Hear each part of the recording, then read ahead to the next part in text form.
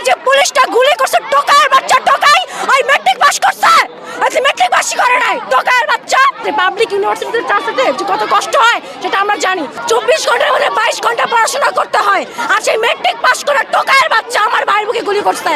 আমরা স্বাধীন দেশের পরাধীন নাগরিক, আমাদের স্বাধীনতা পুনরায় দরকার।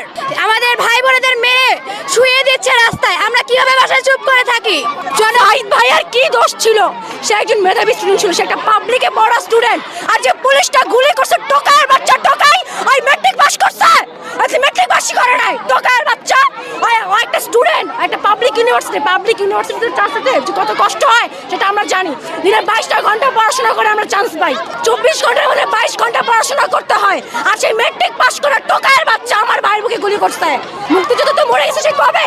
তার নাতি পুতিরা যে অধিকার, মুক্তিযোদ্ধাকে আমি রেসপেক্ট করি, আই প্রাউড অফ ইউ মুক্তিযোদ্ধা, কিন্তু কথা হচ্ছে তাদের সন্তানরা অধিকার পাইছে ভালো, সুবিধা পাইছে ভালো, তাদের নাতিরা পাইতেছে। এখন তাদের নাতিদের বয়স হচ্ছে আমাদের মতো টক্কর দেওয়ার বয়স, ওরা কালকে ওদের সন্তান হবে, এভাবে তোরা বংশ বিস্তার করবে, তাহলে আমরা সাধারণ স্টুডেন্টরা কই যাব? আমার দাদারা তো মুক্তিযোদ্ধা করতে বাইচা নাই, আমাদের তো মানে সার্টিফিকেট পায় নাই।